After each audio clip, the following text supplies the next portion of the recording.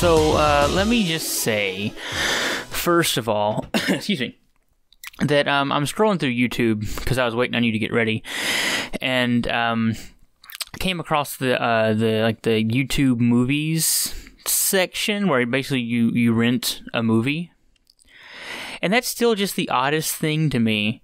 Like, have you ever done that? Have you done this before? Do you know how it works? No, I've never rented anything from YouTube, but I agree. Anytime I see it, I'm just like, this is just not right. I feel like what happens, and once again, I don't know for sure because I haven't actually done it, but for instance, like Wonder Woman right now, you can get it says for $5.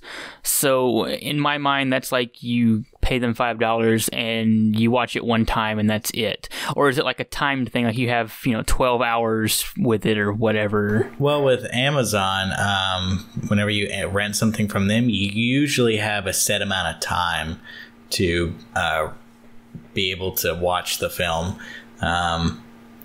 But I want to say it's like a week, maybe. It could be less than that. Maybe it's like 48 hours. Could be 72 hours. I'm not entirely sure, but... Okay. Well, that's not so bad then. Because, like, I don't know. But there's still something about, like, the whole renting a movie thing where, like, the physical copy still plays a big part in that. Like, you go and you pay this money and you actually have this movie for, 7 days or whatever.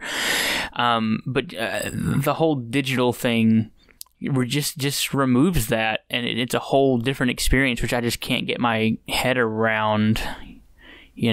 Like, I mean, I've rented from Amazon like twice, and it's good for whenever you really want to watch something and there's just no way for you to be able to really get access to it quickly, or it's really late or something, because honestly that's both times I've used it. Is the first time I watched it to watch The Nice Guys, and the only reason I did that was because we had decided to watch it and it was like, I don't know, 8:30, 9 o'clock at night, and I really didn't feel like going to the store to go buy the DVD, much less hunt it down.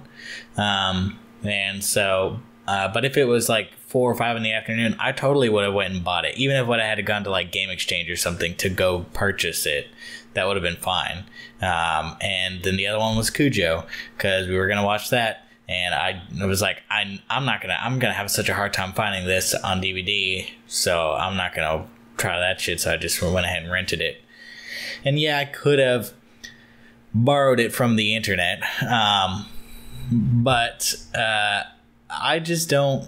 I mean, sometimes that's a hassle too, because then you gotta go online, you gotta find the torrent, then you gotta download it, move it to a USB stick, go into your living room, put it into your PS4. Hopefully the format works for the PS4, because sometimes it doesn't. I've had to actually dig out my PS3 to be able to get it to play, and so I'm just like, I'll just rent it. That's fine. And the price is usually not bad.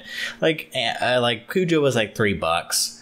I think The Nice Guys was like $5, and that's kind of what you expect with rentals nowadays. I think it's honestly at this point. Now that I'm thinking about it, I'm pretty sure it's just me being slightly behind the times, because I remember when the whole digital gaming thing came along. I was not with it.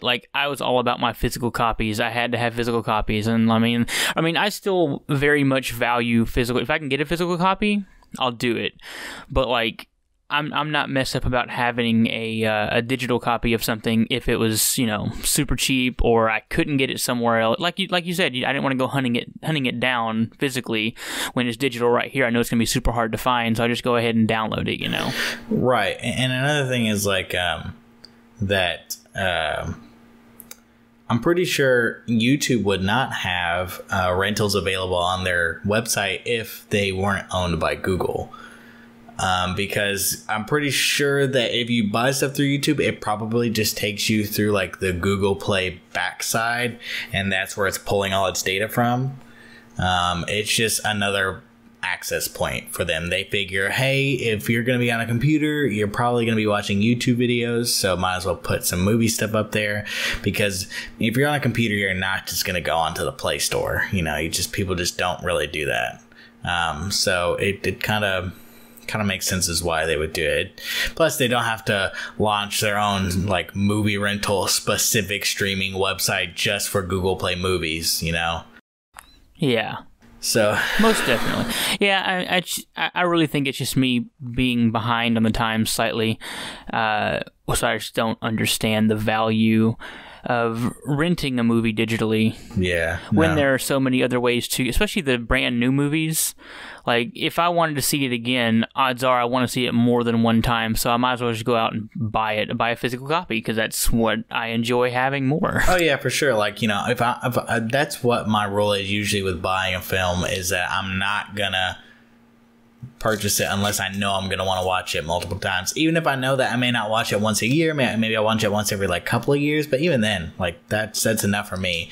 I don't buy movies that I just liked once and then never watch again. Anything right now in my collection I could totally watch. Something else, like, I mean, I still like digital copies of games and whatnot, but there is the whole factor of losing them if something were to go wrong. Like, my last PSN account, something happened with the payment and whatnot. I had all these games down. I had PT, like the demo for PT, which I really was happy I had, because they removed it and you can't get it anymore. Right. And something happened. I forget what happened right now. But anyway, something happened with it, and I had to make an entirely new PSN Plus account, or pay them. They wouldn't let me just pay them once. I had to pay them twice. I don't remember why. But so I lost all the games in my library that I had now, all the monthly PS Plus games. That wasn't a huge deal because they were absolutely free, but the few I paid for, I was kind of upset that I lost. And even some of the free games, like Rocket League, I was still playing a lot and I enjoyed it, but now I don't have it anymore. And yeah, that kind of sucks. But so that's just one thing about the digital stuff that kind of bugs me. If something happens to your saved stuff, it's gone and you can't really recover it. Yeah, it can kind of suck. Like, the companies that own your accounts have a lot of power over whether or not you can keep some of that stuff too. You know, because some of them tried to argue, oh no, you are only renting this from us. You're only renting the license. You don't actually own it, right? And so, like, for instance, with my League account, you know, I hadn't touched League in probably over a year, and then next thing I know, I got an email from Riot saying, your account has been banned for suspicious activity and hacking and blah, blah, blah. And I was like, no, it hasn't, because I haven't touched it in a year, so you're wrong. So I messaged them on their support forums, and they took forever to respond, but whenever they did, they were like, yeah, no, this is blah, blah, blah. And I was just like, look, I haven't touched League in probably over a year. I know my last game was like August of like 2015. And I just haven't had time to touch it. So all these other games that have happened, they're not me. I don't know who and how they got access to my account, but they did.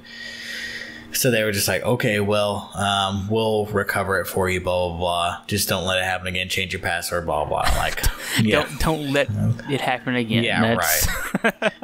So, I changed my password and everything, and I kept an eye on it. And luckily, you know, they didn't like have access to my card or anything. I don't think I even kept my card on that account. And then it's fine now. Like, I made it some crazy, ridiculously hard password, so I probably can't even get into it at this point. Now it's so secure, you won't even play it again ever. Yeah. So yeah, it's fine. So yeah, I mean, they have all this power to that. If Riot Games would have been like, we don't believe you, sorry, and then now I just lose all the money I've invested into that game, you know what I mean? I mean, I've already lost that money because I'm not playing it anymore, but if I ever, for whatever reason, go psychotic and decide to start playing it again, then I can still be like, look at this money I spent, it's still all here, you know what I mean? So, anyway, but all this digital distribution stuff kind of like relates to our topic today. Yeah, I did that totally unintentionally, actually. I was thinking about that halfway through my talking about the YouTube rental thing. I'm like, hey, this kind of segues kind of nice into what we're going to be talking about. See, people, these beginning rants, they're not always pointless. They have purpose. We're getting more and more professional. Okay. Yeah, accidentally most of the time, but totally on purpose, on accident. Right. So yeah, our topic today is like history of DLC, downloadable content, right? And all the demon spawn that it has created in its I guess years it's been around terrorizing gamers. So I guess first thing is, James, do you want to take a guess as to when, or I guess before we get to this, what would you consider DLC to have spawned from? DLC to have spawned from, like, what do you mean? Like me taking a guess as to when it actually started? No, so what would you consider DLC before the internet? That's a good question. Before the internet, I couldn't really, I mean, besides like sequels. Well, so there were sequels, that didn't really change much. But there's one specific thing that was very popular in the 90s and early 2000s, and it was expansion sets. Oh. So you have things like Morrowind and all of its expansions, Blood Moon and whatever else there was. Are these more PC titles? Oh yeah, I mean, I know Morrowind because I wasn't a big PC. I wasn't a PC gamer. At all and that's why then. it isn't very prolific for a lot of console gamers because DLC just wasn't a thing for consoles, but for sure was in the PC world, and there were lots of them. So that, I mean, everyone of course knows The Sims and all its 1 billion expansions. Oh my god, yes. And there's tons of other games out there that had little expansions here and there. Mostly like RPGs. You know, it was funny. I think it was yesterday. I was watching a video on I think it was some weird Ocarina of Time facts. And there was actually an add-on in Japan for the N64 that made it a CD drive as well. I guess N64, I forget what it was called, like the CD drive or something like that. Yeah, it was just like the N64. I think it was just called the CD drive. I don't even know. Yeah, but there was supposed to be an expansion, air quotes, for Ocarina of Time solely for, like, you put in the Ocarina of Time cartridge and then put in the disc, and you got, like, pretty much a whole new campaign, a whole single-player mode for that. They actually had it pretty much complete, and then it got canceled at the last minute, I think because the CD drive wasn't doing well.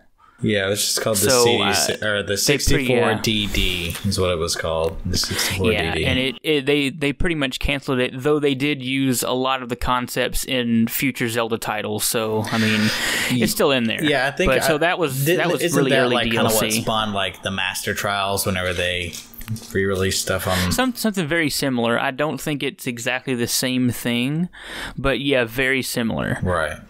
So yeah, in consoles there wasn't much, but in PC games that's really where it got its like stand was in PC games. But do you want to take a stab at when the first expansion packs? Ooh, was it in the 90s? Can you narrow that down for me? Actually, I don't even have a specific date. I just have a decade. Oh, a decade? Oh man, I'm gonna go out on like a limb and say the 80s. Yep.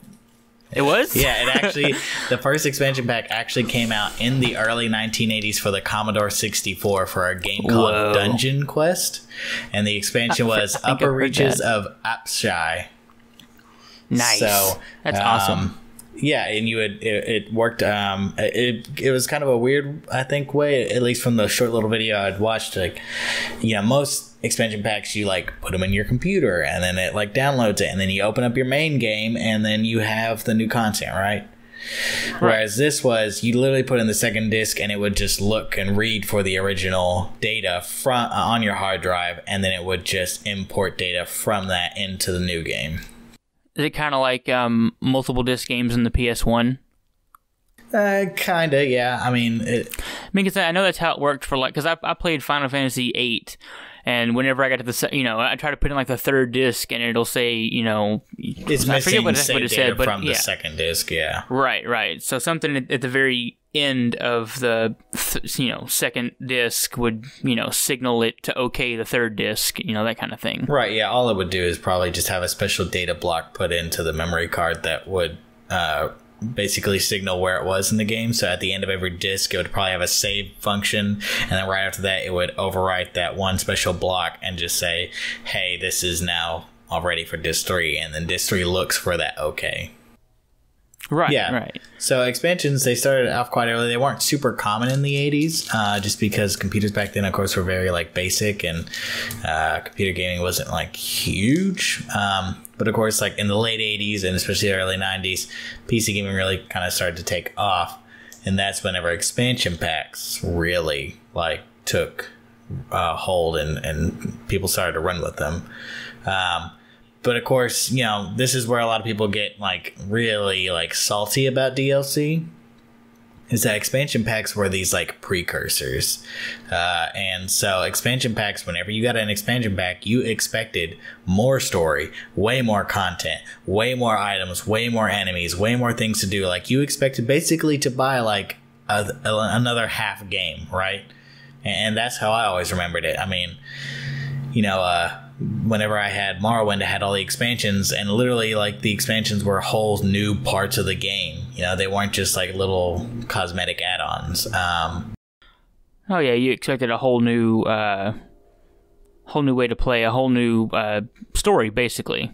Maybe not as big as the original story, but something else to, supplement, get you going. Yeah, exactly. Right, and so, but it made sense that they would do all that because they only had they had to sell through physical media, and so that meant that they had to justify the cost of making people go to the store and pay for this thing, and also to produce the packaging and everything. So they had to make sure there was enough content so people wouldn't just be like, oh, fuck this, Right.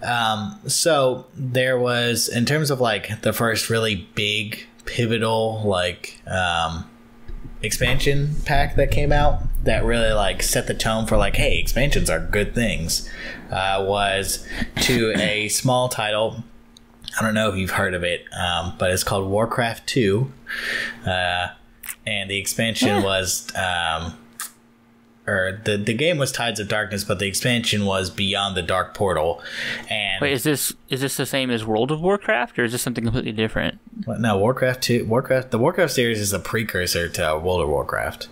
Okay, so I didn't know if you were when you were you may have heard of it. I'm this is gonna be something really common. And then you said just Warcraft. I'm I don't play Warcraft, so I'm assuming this is somehow connected to World of Warcraft, but I'm completely ignorant on this, so I wasn't going to be yeah, I haven't heard of that. Come on, James, you just lost so much street cred. Whatever. I'm new to PC gaming. Get off my back. So Warcraft 2 was when Blizzard first was putting stuff out, they had two big franchises. They had the RTS Warcraft, and then they had their RPG Diablo. Which I know you've heard of. Oh, I know me some Diablo. Yeah, right. So, Warcraft 2 had their expansion. It was well received. Everybody loved it. It provided additional content and story that was both satisfying and pushed the original gameplay beyond what you got out of the original one. And so people really liked that. They felt hey, this is really what expansion should be, but there's not to say that just because you hit it right once doesn't mean that you don't misstep. They did so with the Diablo expansion pack, and that was called Diablo Hellfire, and not a lot of people know about it because it was not great. Yeah, no.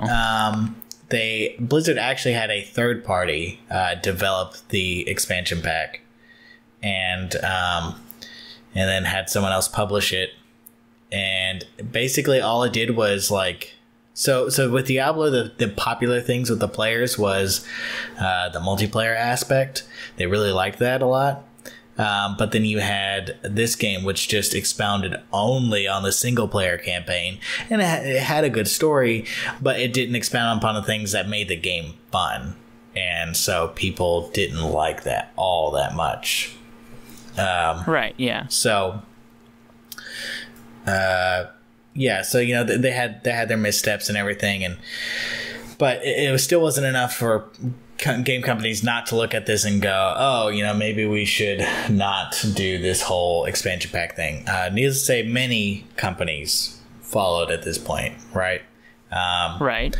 So, I'm not sure when the first Sims came out. I want to say it was like mid to late 90s, probably like 98 or something.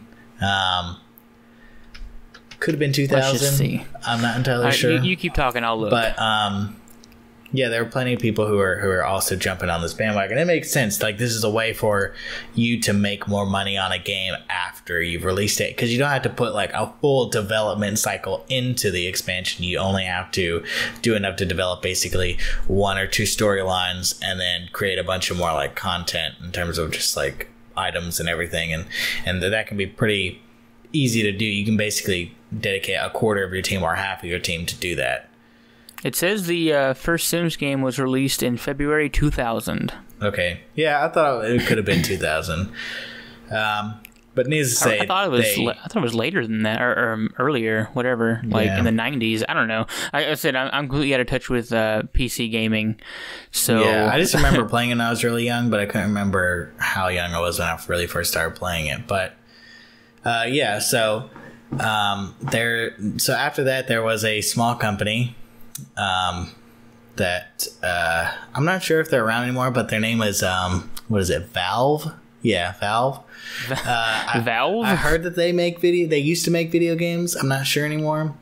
Back when zombies were popular, they did. Right, yeah. So yeah, they released their juggernaut Half-Life in 1995, I believe that was. I still haven't played that. You see, Half-Life is older than The Sims.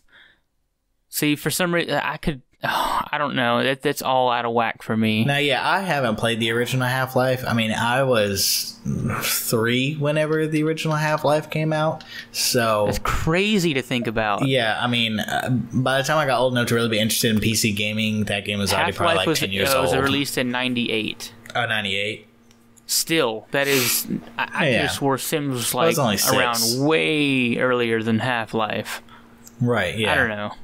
I mean, I was 6. I was learning how to read fucking books, like I wasn't really worried about like how to get on a computer and play a game. I don't even think I got my Super Nintendo until I was like 7 or 8. So, gaming to me was like a thing that didn't exist. It was just like Legos and Star Wars and some Transformers. Like that was my Lego shit. Star Wars and Lego Transformers. No, Lego was not that prolific back then. No. So, yeah, they had Half-Life, and then they released a bunch of expansions for it, like Opposing Force and Blue Shift, but and people loved those. They're pretty good, but really, what Half-Life was like really popular for was the online multiplayer aspect and the capability of people to mod the game, right? Oh yeah, and so through all that, we get a small portion of it turning out to be Counter-Strike, which, as we know, is super popular. Yeah. Oh yeah, still. So yeah, and in fact, the original Counter-Strike was titled Half-Life Counter-Strike. And it was actually so popular and done so well that the 2 original creators of that game got jobs with Valve to help create like the official version and everything. So yeah, it was like super popular. Yeah, that was 2 years later in 2000 when The Sims was released. Right, yeah. And so... but with the popularity of all these mods and their success, like with Counter-Strike, Steam was thinking like, okay, we're going to release this and we want people to, I think they were releasing Counter-Strike Source, and they were like, okay, well, people really hate having to try to find these online servers and everything. Let's create our own service. And they released Steam. Which Steam was originally meant as a way for players to search for servers for Counter-Strike Source and any other multiplayer aspects for any Valve game. It was just supposed to be a lot easier. And so they incentivize people by coming to Steam by having like exclusive updates. Like Counter-Strike had its 1.6 update that was exclusive to Steam. You had to have Steam in order to get it. Yeah. And if you use Steam and you had CD keys from their other games, you could put those in and you got access to other bonus content. Like if you had Half-Life and you put that in, you automatically would get access to the expansions even if you didn't buy them. And then later on, whenever they release the original Team Fortress, you get access to that as well. So they really pushed hard for people to come to Steam, and with the popularity of those two games, and with Half-Life 2 coming out, and Steam saying it's only going to be available on Steam, then that basically like just skyrocketed Steam's popularity. Of course, I mean, people didn't like that. I mean, that's the way the gaming world is. Anytime there's something new, people don't really like it. People didn't like the fact that Steam was like, nah, bro, you got to come to Steam to play Half-Life 2. It's the only way. People were like, fuck that, dude. Just let me buy the game somewhere else and play it without Steam. Nobody wants that. You know, it sounds very familiar to, what? I gotta download Origin to be able to play any EA games? Fuck that. You know, that was a big thing. But nowadays, people don't care as much because Origin is not as intrusive as it used to be. But it's still annoying that you have to have 3 or 4 different services to be able to play the games on your PC. I understand that. It's still very annoying. So you had all that, and basically with the rising popularity of the Steam platform, that is the original foundation for digital distribution and would eventually lead to DLC. Because this was where a lot of people would buy their first digital only game. It was with Half-Life 2. And so that was all that base for that, you know. And of course, you know, like we said earlier, Sims came out and they were known for all their expansions, and you could buy some of them online and whatnot. And so that was like a big deal. And it wasn't really prolific for like the PS2, GameCube era, Xbox. Like online connectivity was just starting. You know, Halo, I think 1 or 2. I think it was 2, had some maps that you could download as DLC, but they also had the option of buying the physical media at the store in case you did not have Xbox Live, right? Which is nice. It was very nice. But and if you went to buy it at the store, it was like $15-20. It wasn't all that much. But as you know, as you see internet really becoming like a lot faster and a lot more common, and a lot more people have it, more access to it, and both Xbox Live and PlayStation Online really see like the popularity of their services grow over time.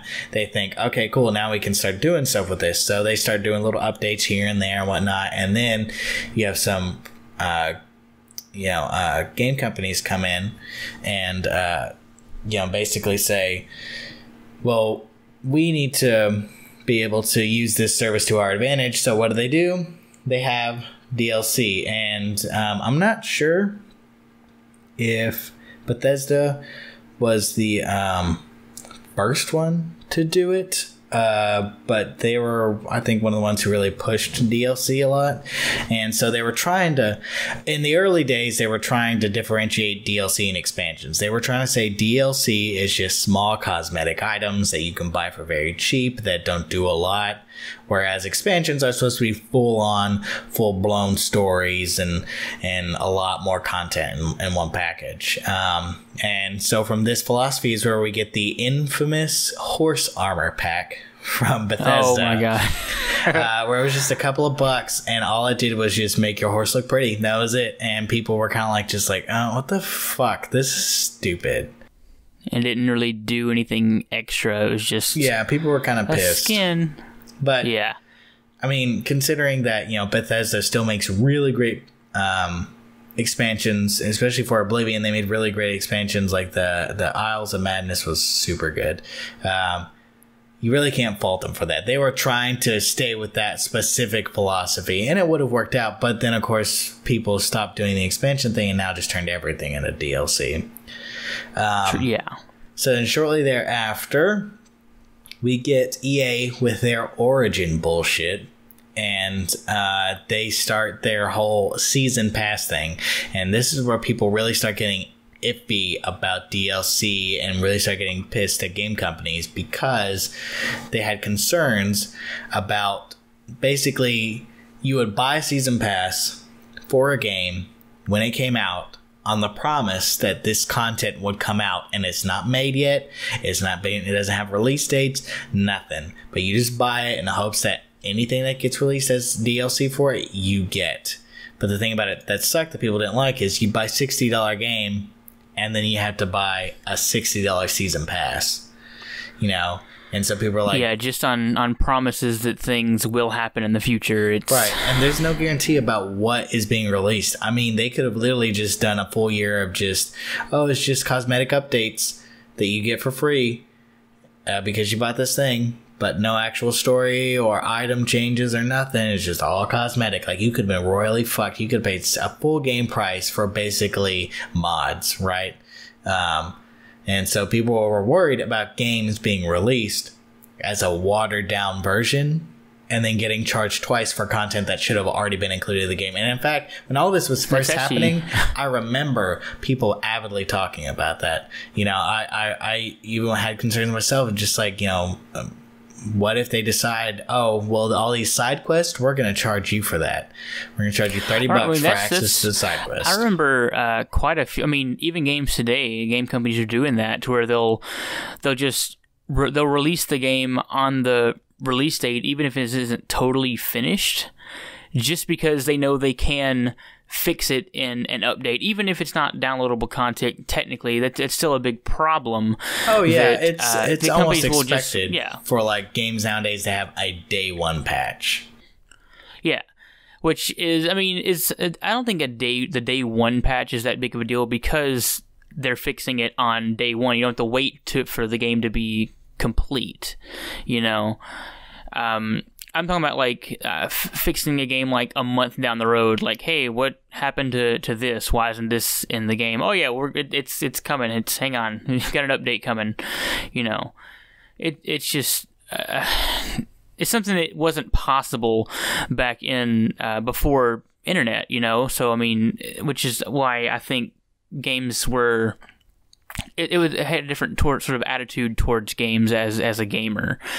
I don't like that they can do that. That, you know, that they can make these promises for future content. I mean, it's nice in certain extents, but not for things that should already have been there. They're releasing an unfinished game, basically. Right. Yeah, and so people were really concerned that like developers and publishers are being lazy in that fact that they were just like, you know, it's fine, whatever you don't finish, we'll just take it out of the game or lock it behind a paywall, and then people can pay for it later. How about that? That's fine. Let's go ahead and do that. Yeah, that'll work. Yeah. And there's some like modern examples of kind of stuff like this, like Star Wars Battlefront.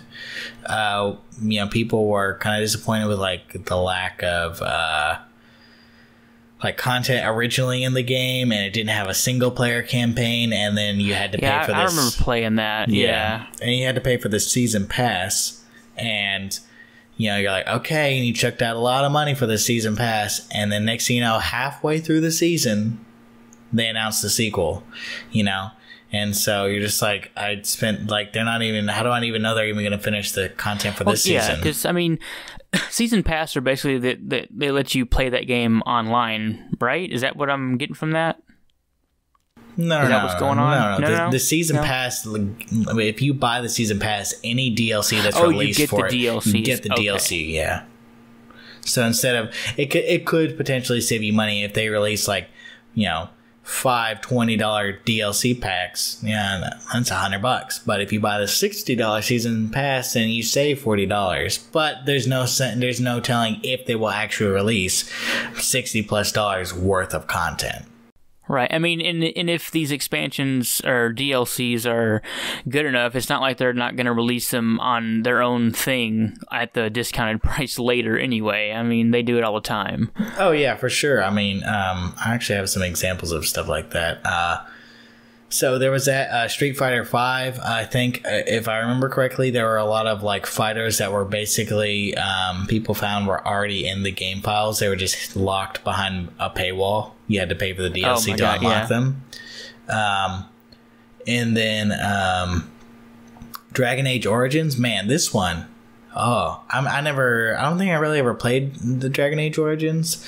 But dude, if I would have played this, I would have been so pissed. So apparently, during the game while you're playing it, NPCs will talk to you and basically encourage you to buy the DLC because they'll they'll entice you with a side mission that sounds really good and cool, but then they'd be like, oh, but you got to give me some coin to help, you know, get access to blah blah blah. Like they're forcing it down your throat of just being like, hey, this sounds cool, don't it? But you got to pay for it first.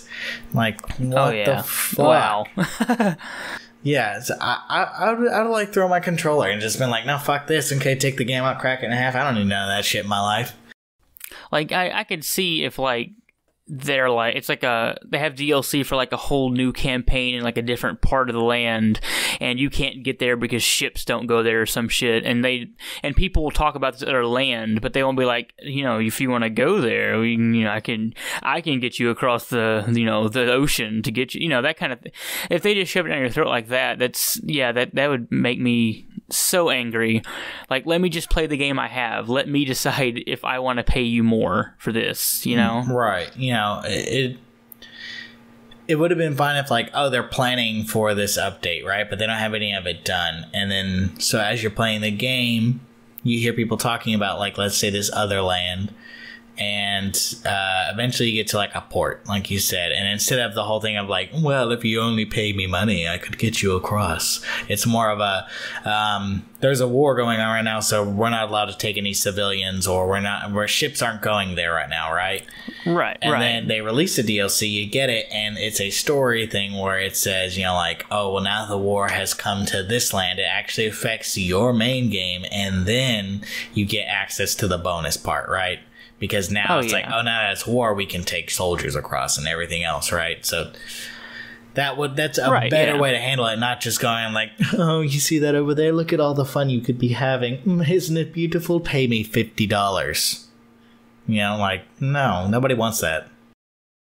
Instead of, you know, like you said, the whole shoving it down your throat thing with NPCs, like, do you know how much more gamers get into just hints of things? Like you don't straight up tell them, hey, there's DLC over there. Like, if you include it in like a little like one-liner in like some background lore that's never mentioned again, they will eat that shit up. Oh yeah, like, what the hell is this line? What does this line mean? Why did they say that? We got to dig more into it. Then you find out, you know, months later when they actually release it, oh, that's what that meant. Oh my god, I gotta get it. I gotta play it because of that one line. You want it to be in passing comments. You don't want to be at the forefront of your narration, because then people think it's important to the story that they're playing right now. And then whenever they find out that, oh, I've invested a little bit into this, oh, it's behind a paywall. What the fuck? Why are you wasting my time with this shit? You know? Oh, yeah. Sometimes people just don't want to buy the DLC for stuff. They're just fine with playing the core game. Unless somebody really, really loves the game, then they're not going to pay for that stuff. And so EA was like the first real bad one about like doing that kind of stuff, like taking the mobile game tactics of just being like, hey, you want to play this stuff? Got to pay for it though. It's cool though. We promise. Like, no. You know, it's not to say that all people who did DLC or expansions were like bad at it. I mean, Bethesda, like we said earlier, made plenty of good games with expansions, and CD Projekt Red, you know, they've made good expansions for their Witcher series. I mean, people loved the Witcher 3 Blood and Wine expansion like to death. It was so good. But you know, there's still plenty abound of how not to handle DLC, right? I've got a little list here, James. Oh, you do? Yes, and I would like to read off some of these that even as I was researching them, I was just kind of blown away with how dumb they were, right? Okay. So I think I may have heard of this game. It's called Azura's Wrath. Yep, I know this one. Yeah. And so people liked it. It was a really fun game. It was quirky. I remember this actually as. And people, they thought that whenever they beat the game, that was it. You're done. And then they announced DLC for it. You're like, oh, okay, cool. There's DLC. Maybe it'll expand on the story some more, right? Because the original ending kind of left it on a little bit of a cliffhanger. Like, oh, there could be a sequel in store. Never know. Right. But nope. Come to find out, the DLC was just the actual ending of the game. Oh my god. So it's equivalent to watching a movie, and then before the last 30 minutes come up, the movie theater stops the movie, and then they walk in and say, okay, you got to pay us another $6 to watch this last 30 minutes. That's I'd be getting my money back. Yeah. Nah. So that's nuts that they would do something like that. It's not like it said, oh, we're re-exploring this. What if this happened? It was literally to stop. Right, that would be okay. It continued from where the game had left off, and then left no room for a sequel or anything else.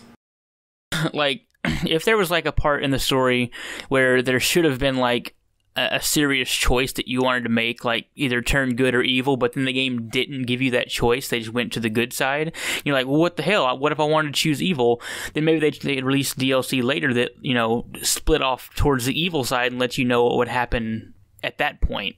Right. Like, that would be a way, because you still get the true ending. The true ending is the good ending, of course, because everyone wants to be good. Right. But the character is innately good in Azura's Wrath, I'm assuming. I haven't actually played the entire game, but I know the gist of the game. But yeah, that would be interesting to see, like, that split off, so you know what happens both ways. And people who don't care don't have to get the DLC, but people who want the full experience that isn't the main experience, they wouldn't have to just unlock the true ending, which is total bullshit.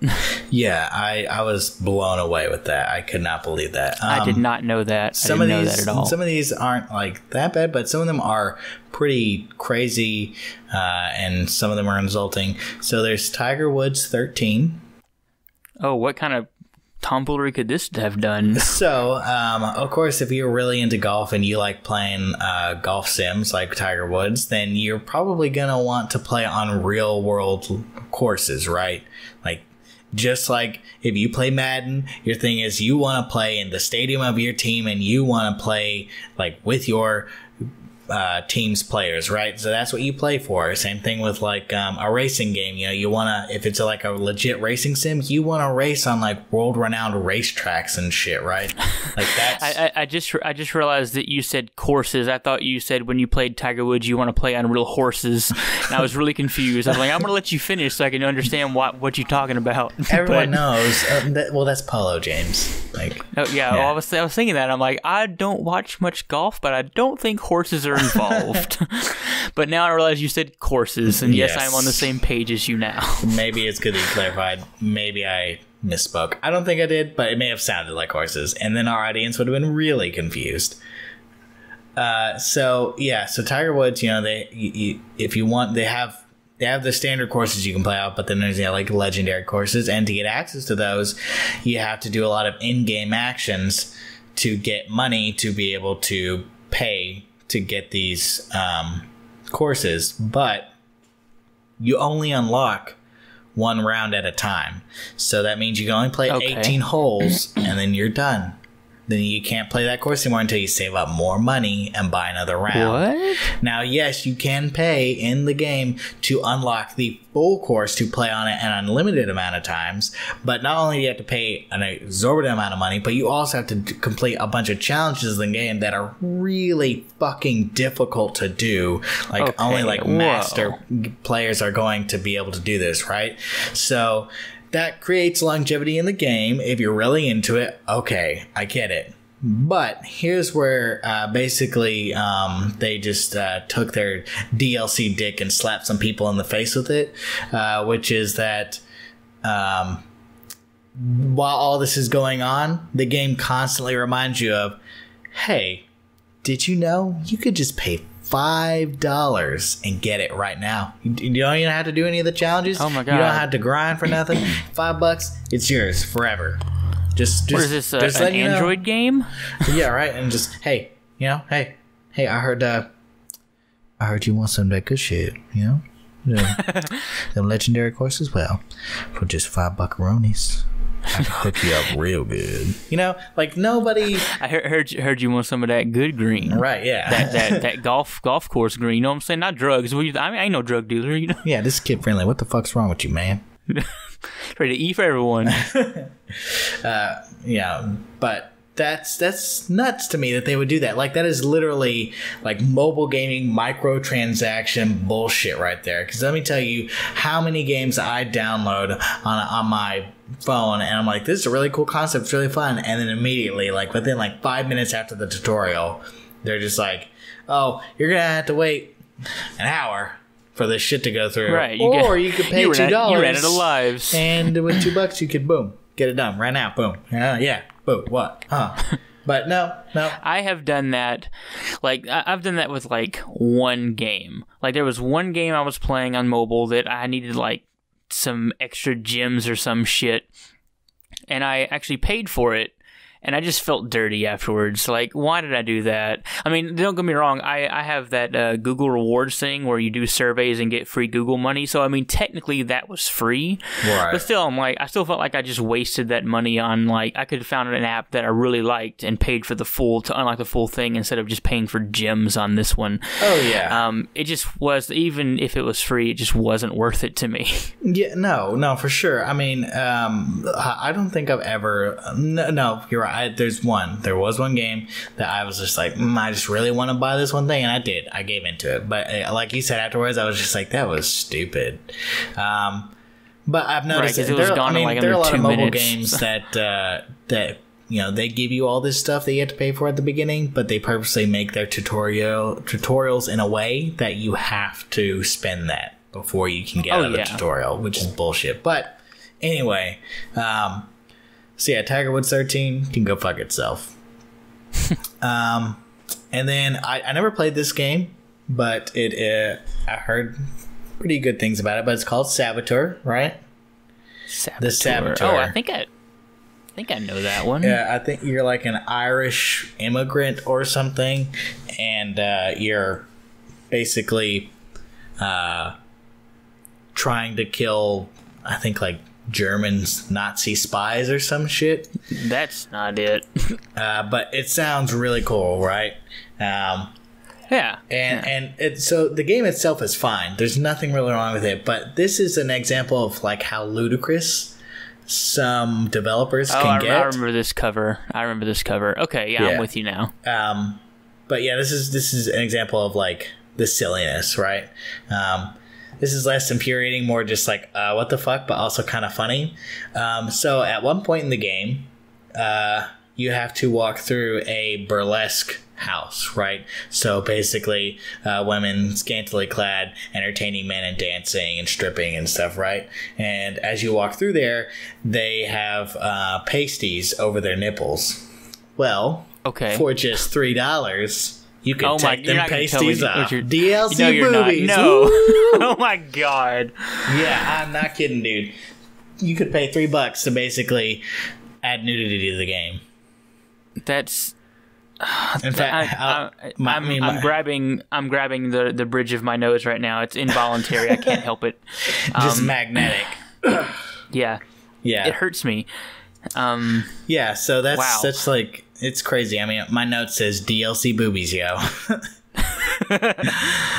So that's just, I mean, but why? Like, it's one part of the game. I mean, it's just another way for, like, game companies to be like, some fucking loser's gonna pay for it.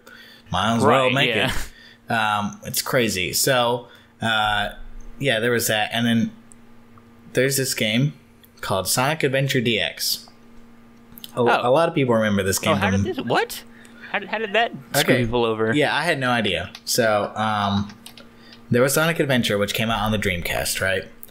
And then you had Sonic Adventure DX, which was a re-release for the GameCube. and that came with a bunch of extra content. And even came with like a couple of Game Gear games that you could use and stuff, right? So it was pretty nice. It was a pretty good re-release. And then they had Sonic DX HD upgrade. And the game was the same as Sonic Adventure. It did not have all the extra content that the GameCube had. In fact... Now, is Sonic Adventure DX Director's Cut the same thing? I don't think so. Oh, okay, because that's all I'm finding here is Director's Cut. It may be Director's Cut. It's on the 360 and the PS3.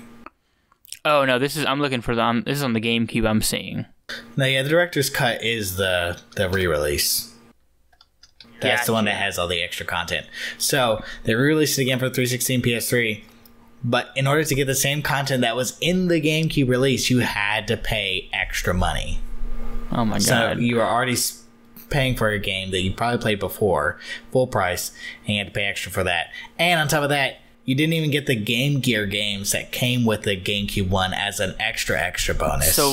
So basically, you're paying for them to swap out content. They take away the Game Gear games and add this. I don't. No, they don't even add anything. Literally, all the content that they made you pay for in a DLC was in the Director's Cut for the GameCube. I must have misheard you. Wow, that's even worse than what I was giving credit for. Yeah, that is like egregious. That is terrible. Whenever I heard that, I was absolutely blown away. I'm really glad I didn't get into Sonic Adventure until number 2. Yeah, right. And I love that game so much. Oh shit, yeah. The music for that game was amazing. Oh my god. I heard that the soundtrack's on Spotify. I just remembered that. Yeah. Speaking of Spotify and random soundtracks, so I listen to my Discover Weekly playlist every week to try to find new bands and whatnot. And today I got a slightly heavier than the original, but not very much, rock version of the Pokemon theme song. What? Yeah, so I've got all this indie rock and metal and pop and hip hop all in that playlist, and then next thing I know, I was just like, dun, dun, dun, dun, dun, dun, dun, dun. I gotta be the very. I was like, what the fuck? And I was like, okay, maybe this dude just does covers. And I went to his artist page, and he has a mix of covers and originals. And I was just like, this must be a YouTube guy. The only thing I could think is that it's because I listened to that Hobie Benjamin song from YouTube on Spotify, and so it was like, oh, you like this shit? Here you go, bro. So yeah, it was really fucking weird. I know that the guy that does that composes all the American DBZ soundtrack has a Spotify, which is kind of cool to listen to. Oh yeah, for sure. But yeah, so back on track. So this all leads up to today, which, so people have pretty much gotten used to DLC. It's kind of become the norm. People expect there to be a day one patch. People expect there to be day one DLC. People still don't like it as much, but they'll buy season passes. They'll buy DLC later on, especially if the game is really good. It's kind of become the norm, right? Right, yeah. But now there's starting to be a new form of DLC that we got inklings of early on, and now it's starting to become more common, and people are getting pissed. Oh, so pissed.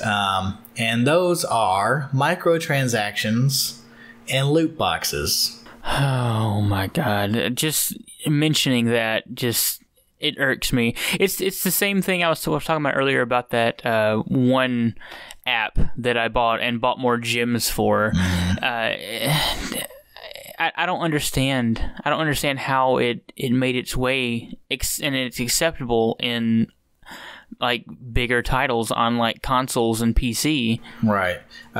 Because it makes sense for me for it to be on the mobile games, because those games are either free or cost $1, so the developers are trying to make more money, make ends meet elsewhere, which I don't like, but I can understand.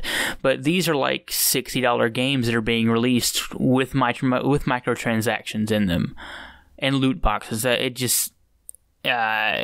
just very greedy to me. Yeah, I guarantee you there's somebody out there right now going, but James, Reggie, but what, there's some games it's not bad. Microtransaction and loot boxes are really good, like with Overwatch or with XYZ or whatever. Okay, I get that there are some games that get it right, but here's, I think, a big difference that makes people pissed about certain things. Okay, so Overwatch does really good about the loot boxes thing because you can grind in-game, you play the game, you get the currency to buy the loot boxes and whatnot. Okay, that's fine. You have incentives and you have ways in the game to get it, and it doesn't feel like you're going to spend 40 hours to get one box. Whereas you could just... And honestly, in something like Overwatch, I don't even realize I'm getting them. Like, that's the beauty of it. Like, I have so much fun playing the actual game that when it's like, hey, you have a loot box, I'm like, oh, cool. And like, it's something extra that you add on to it that I don't even realize I'm doing because I'm already having so much fun with the game that's earning me in-game currency to buy these just passively. I mean, I don't even realize I get them. Right, and on top of that, they're all cosmetic. Purely cosmetic, and that's fine. That is 110% A-OK. But the problem comes in whenever it comes to this almost pay-to-win style of paying for shit. Yeah, which is that's a big super problem. common with free games. And I get it. If you're a free game and you're going to do something like microtransactions or you're going to be doing loot boxes, you really need to give an incentive for people who want to play the game to be able to stay. And so if you're going to want to make a lot of money because the game is free to play, how else are you going to make it but by saying, hey, if you buy all this stuff, you get much better in the game and you will rule. You know, and that gives a free pass to people who have a lot of money to throw away to get good at a game that they shouldn't probably be good at. But... you know, and there are people like us who just want to, like, grind away at a game, and that's fine. But, you know, it gets really annoying. It's just, like, whenever a game is free and you honestly feel like you're going to be playing for 100+ hours to get to somewhere that somebody could just pay $30 to get to. You know what I mean? Yeah, you feel like you've been cheated because you worked that hard for it, and then they just like, $30. Right. There we go. It's like if you were climbing Mount Everest, right? It's a big accomplishment, and they're like, okay, cool, and you battle, you get your way to the top, and you're fighting death, and you like plant your flag, and you're like, oh, thank God I got here, and then you turn to your right, and you see like 3 other people just chilling, drinking some hot cocoa, and you're just like, I never saw you on the way up. How the fuck did you get here? And be like, oh, we took the gondola for $1,000 a piece. And so now we're here and we're about to leave. Like, oh, that's not okay. Yeah, it's just like, well, can I take the gondola with you back? No, that'll be another $1,000. We're just rich as fuck. We bought the round trip. It was actually an extra $1,500 for the round trip. That's how it feels. Is that just you feel like to play the free version, the one that you had to put effort into, is too much effort versus what people can pay for to get done easily. You know what I mean? Like. Oh, yeah. It should feel like if someone's going to pay $30 for something, I should be able to... The grind to be able to get to that same level and the same amount of content should feel like $30 worth of your time, you know? All right, yeah. So, even if you equate that to 1 hour of play, that's fine, you know? It still kind of sucks, but it's a little bit better. You don't want it to be, $30 worth of content. You have to grind for 100+ hours. Like, nobody wants that. Oh, yeah. Like, okay, so for instance, like, today, actually, I downloaded a game. It's called Knights of Pen and Paper 2. Mm-hmm. You heard of that? Yep. Okay, so I started playing it, and I got to a point where, so, like, every time one of your heroes dies, you can pay in-game currency to revive them. And it's not a lot, but the more they die, the higher it gets, that kind of thing. Or... they have chests you can get to get extra loot or little things like that, and you can pay to get these things, but also the money you earn in the game can be used to pay. It's a slow grind, but also like I was kind of getting upset because it was getting really hard to grind to revive one of my people. Mm-hmm. So I was like, oh my God, they're forcing me to, you know, need to pay this to get a little extra money to revive this guy. I was starting to get mad, but then I realized the extra loot I had that I'd just gotten organically in the game sold for a shit ton of money, and it was just pretty common loot. So like it was easy. I still had the option if I didn't want to sell that to, you know, to buy the money to revive my guy. Right. But I had way more than enough useless shit on me that I could just sell and easily get that, plus some extra chests, that kind of thing. I didn't have to spend money at all. So I'm totally back into this game. Like, I was going to delete it until I realized all my options were there. That I didn't have to spend the actual money to do basic shit in the game. Right. I mean, that always feels fine up until you get to that point to where it's like, now it feels like I'm being like fucked in the ass for not paying. You know what I mean? Right. I mean, it's okay to give me the option, but don't make it like mandatory in the game. Like, you feel like if you don't do it, you're going to be left behind or shit like that. Yeah, for sure. And loot boxes have been around for a while. Like the first big one in the West was with Team Fortress 2. People. Oh yeah. But again, those were mostly cosmetic things. Like, people were fine with it, and yes, you could pay for it, but you could also grind and get your way to those loot boxes. It was fine. You had other games like Star Trek Online and Lord of the Rings Online, that kind of stuff also have things like microtransactions and loot boxes.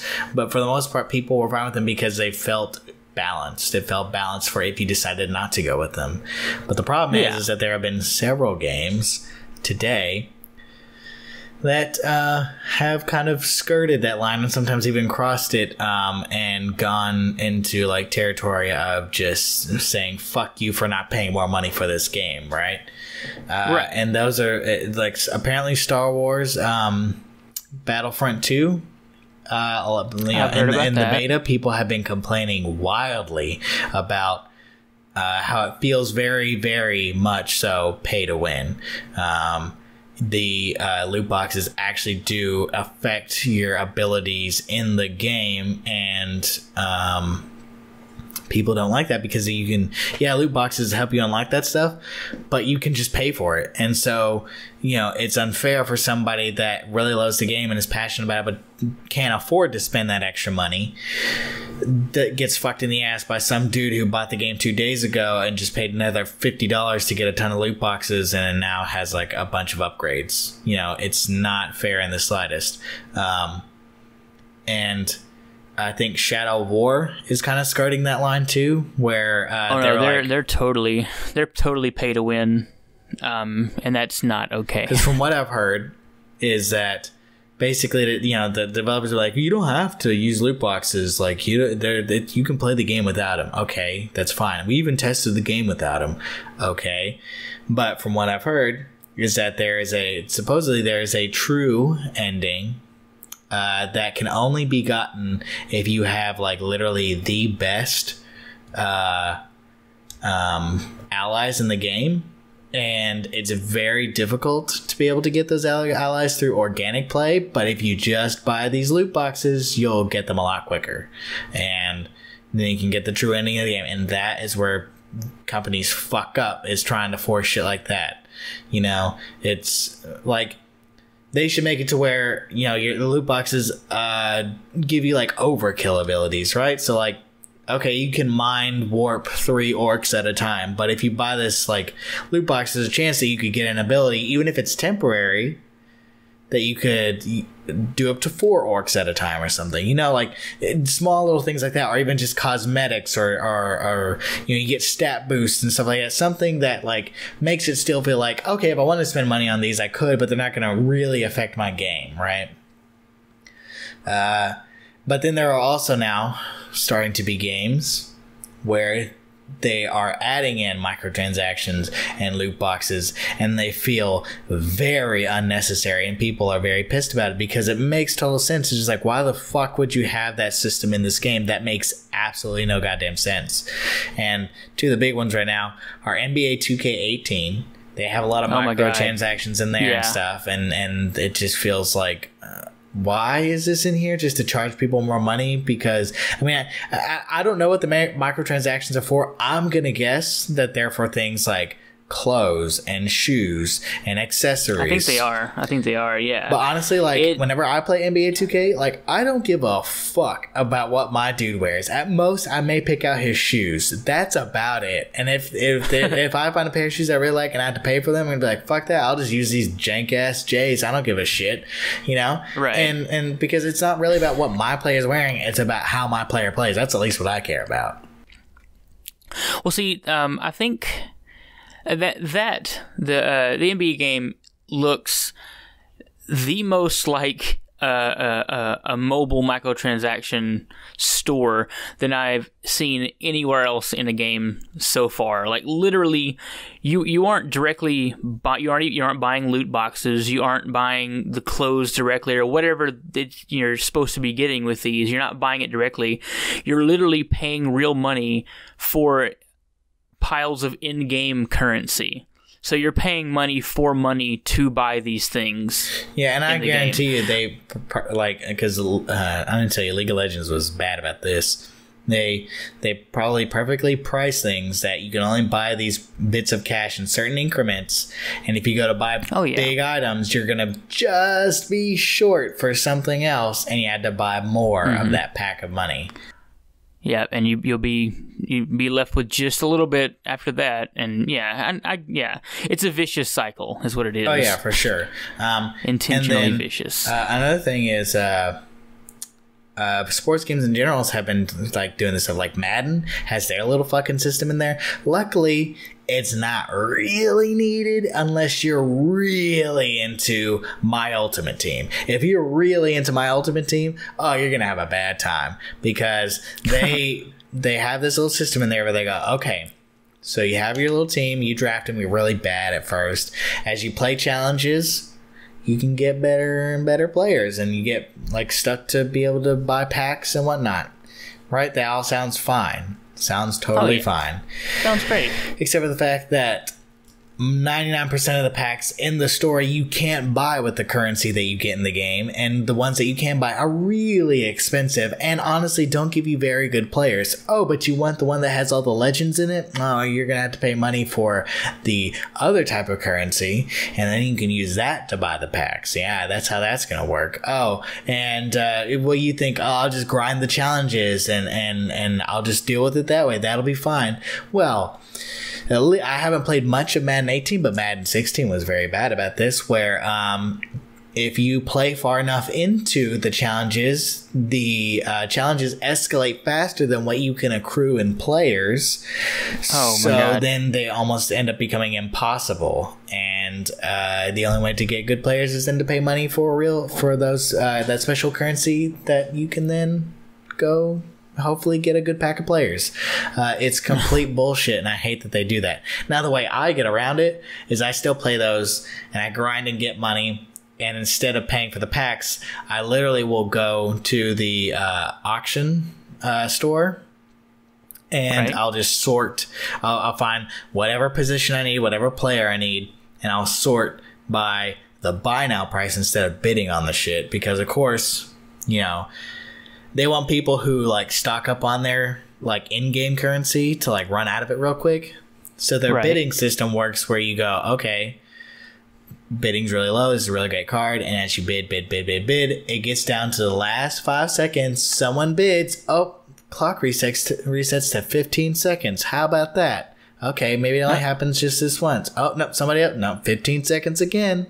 And the clock will constantly keep resetting to 15 seconds until it gets to a point where somebody goes, fuck this, I don't want to pay this much for this goddamn card. I'm just going to let somebody else pay for it. And then, boom. You know, I've literally seen auctions with only like 5 minutes left go from, oh, this is only 250 coins for this player. That's really fucking cheap because he's really fucking good.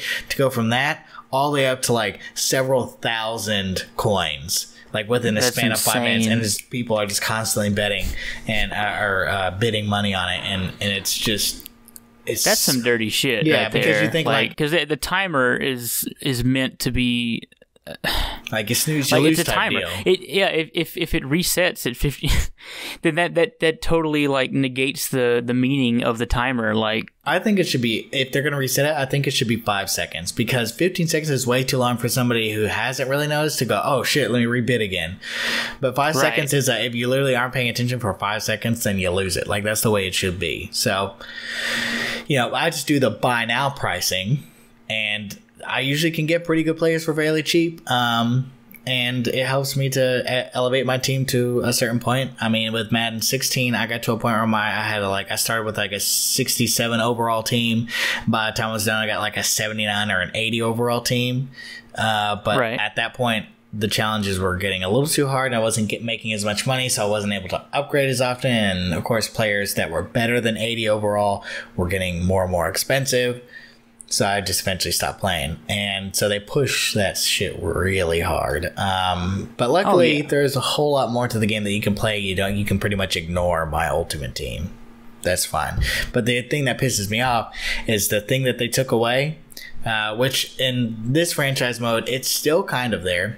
Just a little. But they used to have a mode where you could start a franchise and you just draft straight from like your team. All the 32 teams have nobody, and you just draft from the current NFL players.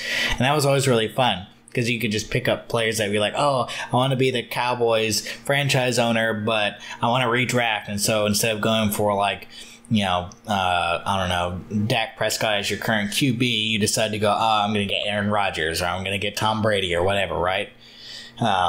So all that like was fun to do, but now they've kind of taken that away a little bit, because my ultimate team is supposed to kind of be replacing that, where you get to put all these random players from the NFL on your team, and then as you go and you play, you upgrade, get better players. But yeah, I digress.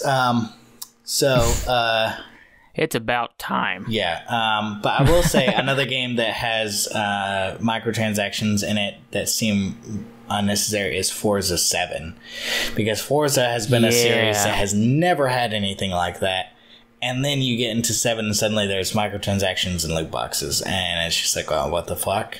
Like, it'd be fine if those were for paint jobs and wheel accessories, but I think people are getting pissed because some of it is for like legit like good stuff. But even then, if it's not, it's still like, why is this in this game? There is no need for this to be in this game.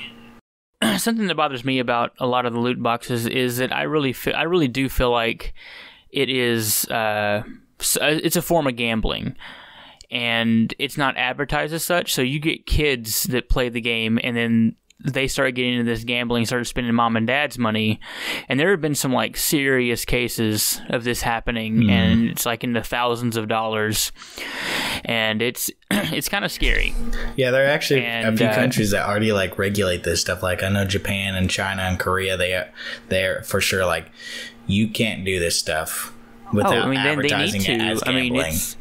It is like, I can totally see how it would be addictive, because especially with the pay to win sort of games. Oh yeah. Not so much the cosmetic. I mean, cosmetic to a much lesser extent is still gambling, but especially when you're paying actual money for the loot boxes in a pay to win sort of game, it can be serious gambling. Right. And it's kind of scary.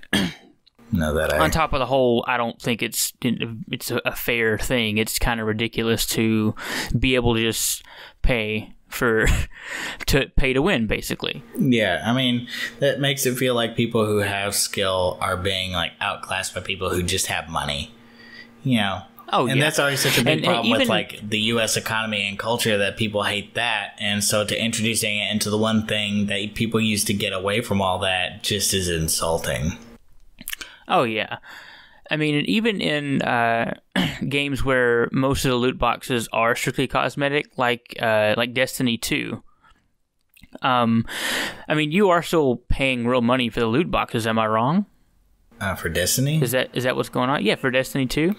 I'm not entirely sure. I mean, if I asked my brother, I'm sure he'd be able to tell me, but I'm pretty sure you are. Like, there's some things that kind of bother me, like even the cosmetic stuff, like you just get different armor decals or whatnot, different paint colors for that. I mean, so you get to paint a piece of armor. It's only a one-time use thing, and it's only for a specific kind of armor. And so from what I understand is that you get 3 things in a loot box, right? Right. But there are 4 total pieces of armor that you can wear. So if you want to have all your shit matching, which a lot of people do, you have to at the very least buy 2 loot boxes. I mean, and odds of you getting, I mean, the piece you're missing are probably not very good. So you're gonna have to buy more than that. Right. I mean, they're thinking of making it to where like companies have to disclose the odds of you winning something, so that way people know what they're getting into. I mean, no, yeah, they definitely should. That would definitely hurt their sales on that, but I mean, it's also not right for them to, you know, basically trick people into gambling, because that's very addictive and can be a very serious problem. People may go into it thinking like all of these pieces of armor are from the same set, so they should have the same probability of showing up. But that may not be the case. Maybe the helmet is that one piece that instead of 1 in every 20 boxes, it's 1 in every 100 boxes. But if you don't disclose that, people don't know, and then they're spending all this money. And I get it. Game companies are probably trying to defend that by saying, well, it's their money. They can make the decision. Yeah, but you're misleading people, honestly. You really are. And I keep hearing all these excuses, like for microtransactions to be in like AAA titles. So we're like, they're like, oh, well, I mean, the price to make a game has gone up so much that these companies need to include them to, you know, make their money back. And honestly, I feel like that's a load of shit.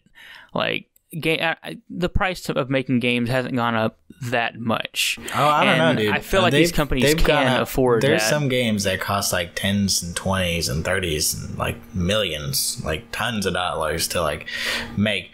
But here's the thing is, I understand also, yes, I think it's bullshit that people try to defend it that way. But if you're going to be a game developer and you're going to say, we need to recoup some money somehow, you come up with a better fucking system that entices people to pay and keeps the game balanced. Like compelling DLC? Compelling DLC and add-ons. You also maybe study the fucking loot box system that Overwatch has got. You know, yes, it's all cosmetic. That's the way it needs to be. If you're gonna make people pay for things like loot boxes and microtransactions, it needs to be purely cosmetic stuff, not stuff that affects your games and makes it go faster, makes it better, makes it stronger. That just completely destroys any integrity that you had in the game, period. Especially if it affects online multiplayer stuff, then you're fucked. You know, at that point, I make the decision to not buy the game. Oh yeah, you lose a whole lot of players once they realize what's actually going on. Especially people who paid full price for this game and then realize they're never going to be as good as the people who can afford to pay full price for the game, plus buy 400 loot boxes to get all this extra gear that you can't get otherwise. Yeah, it's game developers are still messing with this whole formula, and I get it. They're trying to figure out this happy balance, but I mean, it's good that gamers, which we need to be this way, are still very vocal about what they do and don't like, and we need to stay this way and not get comfortable with anything, because the minute we get comfortable with something like microtransactions and bullshit pay-to-win loot boxes is the minute that every single fucking game will do that, and then you're spending more than $60 on that game, you know? And that's exactly why we're stuck with half-assed games that have day one patches. Right.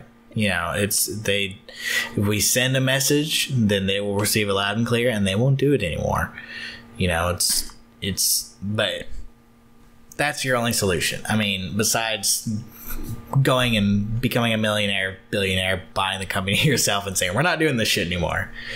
But wait, that's an option? All right, give me a week and America, baby. I'll have some America. Yeah. So yeah, these things are definitely bullshit. But yeah, we'd like to hear what you guys have to say about it. I mean, I'm sure y'all have y'all's opinions and everything. Of course, you can. Oh yeah, they definitely. Hopefully, we'll have people out there that are watching this or listening to this rather, that will have some interesting notes or add-ons for DLC for what we've talked about. Right, yeah. And can join in the conversation. Would be really cool to talk to you guys. Yeah, we'd love for y'all to continue the conversation and everything. So I mean, you can do that, of course, on the YouTube page, and there's comments below. And then we have a Facebook page that's pretty active, and got a little community going there. So if you want to join in there and just comment on the actual link to the podcast, that'd be fun too. And of course, there's Podbean. I don't know really how often we check the comments on Podbean. I don't think we have any, but most people don't have any comment right now. On Podbean, period. So yeah, I've noticed that. Yeah, so but yeah, we'd love to hear your thoughts and everything. And of course, like I say, you can find us on Facebook. Do we have a Twitter? I don't even know if we have a Twitter. Yeah, we do. We have a Twitter and folks, an Instagram. News. We have a Twitter and an Instagram. I had no idea. I think I knew about the Instagram, but I forgot about it. You did. Yeah. So it's been I've really enjoyed this episode. This has been a lot of fun. Yeah, that was, I mean, I learned things I didn't know and get to rant about things that I probably don't know much about.